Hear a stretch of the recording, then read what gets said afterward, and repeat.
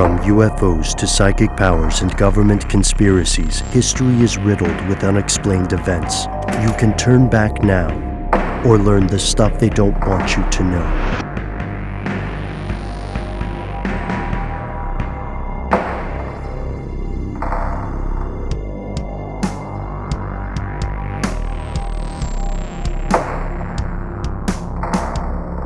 And we're back. There is one more category. My favorite.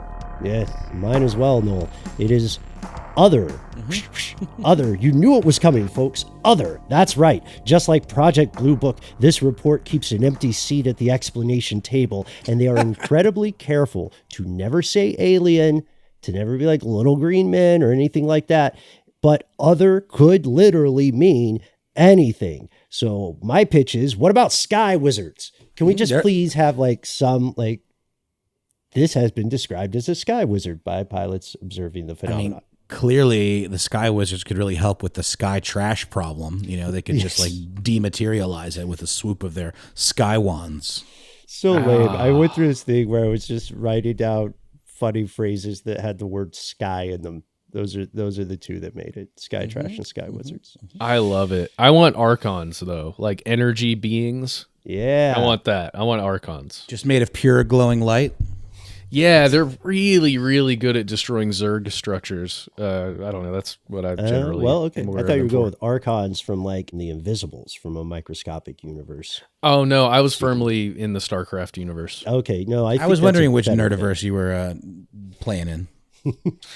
We're in all of them. We're in a nerd multiverse. But let's take a look at how this report tackles its most controversial category here.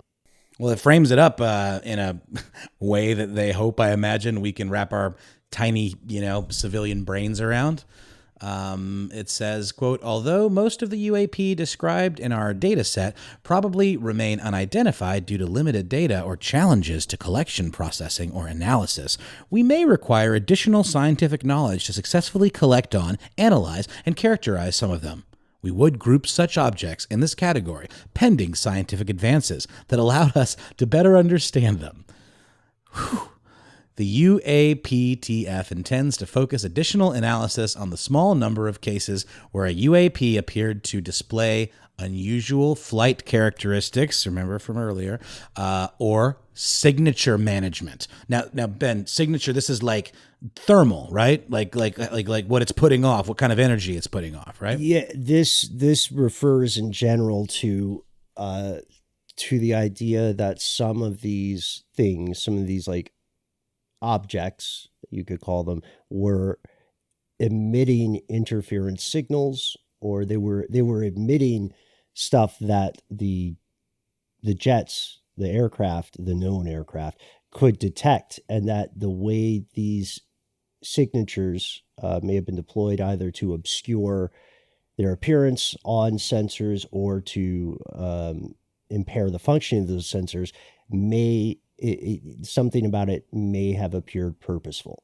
They're not gonna explicitly say that. The scariest thing here is that one sentence they put in the middle: we may require additional scientific knowledge. Mm-hmm. Yeah. And just like Blue Book, that's why we said this would be important. We got there.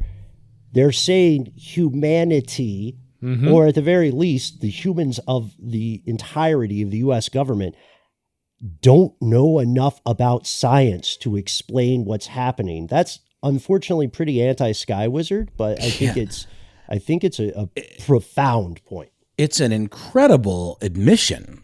It's almost like saying we don't know enough about life on Earth to explain or disprove the existence of God. You know what I mean? It's a very interesting line, or it's a very interesting statement of a thing that I think we all know exists, but it's not something you typically see the government copping to. Yeah, it's literally, this thing is advanced beyond our understanding of this moment, of current understanding for us, at least on this team that are generating these reports, right? or on this team that's generating this report, and on the people who are observing these things. At least those 18 that had weird flight patterns and whatever other handful that was doing the signals stuff. I think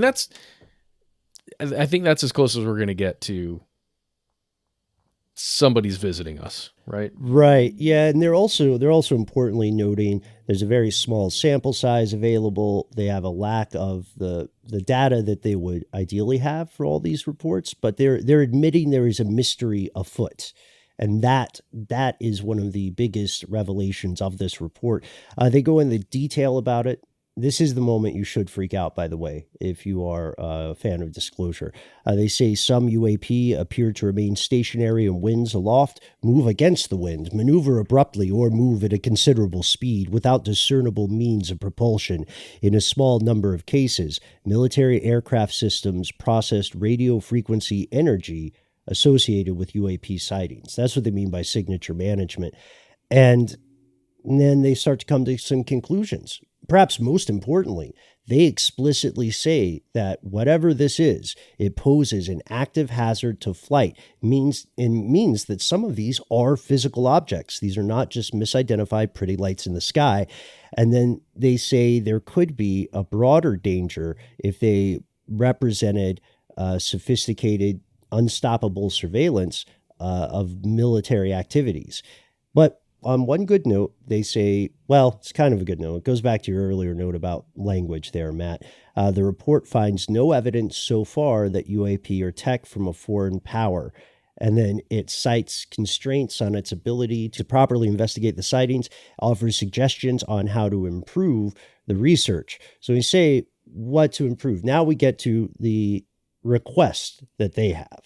Yeah, and they do have some requests, and we can probably argue a little bit about how actually needed these things are.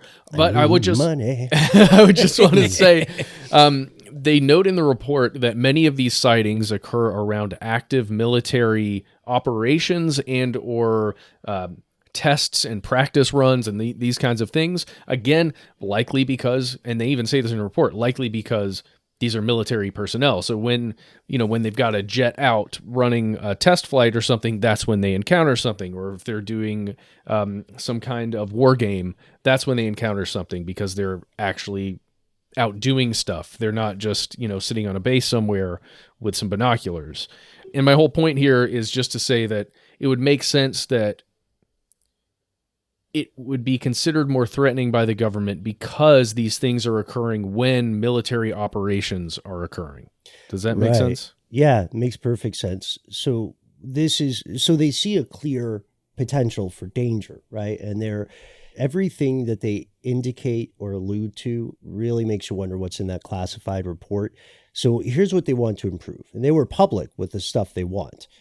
They want better reporting standards across all the armed services. They want more consolidation of data, and they want deeper analysis. They want aviators to have less stigma about reporting strange stuff in the sky. And they also want these aviators not to halt test or training when they see something unusual, but to keep eyes on it and come back with as much information as they can.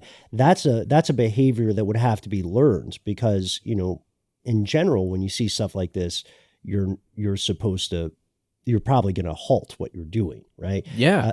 And this is a huge deal, removing the stigma, because that's one of the major reasons for a long time in the military why you just wouldn't talk about it if you were a pilot and you saw something, is because you would get ridiculed and who knows, maybe even in trouble because you're not seeing things clearly or you're seeing things that aren't there. If we can get rid of that, then we're going to get a lot more than 144 reports real fast. True. And there'll be reports of the same caliber, right? These will be from experts, from professionals in the military. I thought this was pretty smart. They also want to expand data collection and analysis through algorithms. So being able to run analysis that allows them to locate UAP hotspots or clusters, if those exist, and then to identify like a baseline measure for unusual stuff. And that's hugely important because that would let you know if activity was picking up. And then, of course, money. I mean, we're not joking. They want money. Like a lot of government initiatives, they definitely need more funding. And they propose 3 plans: a UAP collection strategy, an R&D technical roadmap, and an overall program plan to help figure out where that money should go. And it sounds like a bit of a cash grab, sure, but it's not unfair, because those steps that we just outlined need a ton of coordination, need a ton of funding, and each thing they need comes with a price tag. And that is where the report leaves off, right? There is a need, and we know we can make a plan for our next steps, but we need support, we need funding, we need more information. And when we get to the question of what happens now, well, the figurative UFO is still up in the air. These things, whatever these UAP phenomenon or reports are, they probably didn't stop. It's not like they just petered off. This is an ongoing event. And honestly, if we're going to be cynical, we're going to talk brass tacks about it, the 2 big deciding factors are how credible a threat policymakers see this as being, and how public reaction goes. That's going to determine the political class's opinion on the investigation. As much of a bummer as it might be to admit it, that's not really a bummer. If supporting further research feels like a ticket to re-election, yeah, most politicians are going to support it. You could say that's depressing because it's clearly self-motivated, but it's also representing the will of their constituents, So can we really fault them? I don't know if we can. No, I don't think so. No, I don't think so. But the biggest takeaway for me is something that George Knapp really hit on when he was reporting on this for, oh gosh, I can't remember what it was for. I know it's a Las Vegas. It's 8 News Now in Las Vegas. That's where he's reporting. And he's from Mystery Wire. You may recognize the name George Knapp. But one of the big things he pointed out is that this 9 pages or 6 actual pages that we got to look at, that we'd mentioned at the top of this, are nothing compared to the 30 pages that Congress got. And if this thing does get funding and this program goes on for, let's say, a decade, man, fingers crossed, let's say a decade, imagine all the information that would be gathered, and then we'd get at least an 18-page report. Why did they owe us the 9? I mean, owe is a strong word, but like, what compelled them to give us the 9-pager in the first place, other than Senate. Like leaks over? Right, but I mean, that's it. It's just literally like, okay, people have questions. This is like a public issue, an issue of public concern. We need to tell the people something. It was a piece of pork in one of the bills that got passed for COVID relief. Correct? I think that's why they had to give a report. Yeah, they were mandated, given a time frame. It's not as it feels like a good faith effort, but again, we're in the same boat as YUPT, because they're saying they don't have enough information. And that's what we're saying too. And Knapp is absolutely right. You have to wonder what's in the classified report. There may be specifics in there that change the course of conversation, but it's tough to guess whether there would be anything in there that would be considered revelatory by the average member of the public, right? The classified report, what's most likely is that it contains other classified information about U.S. censor capabilities.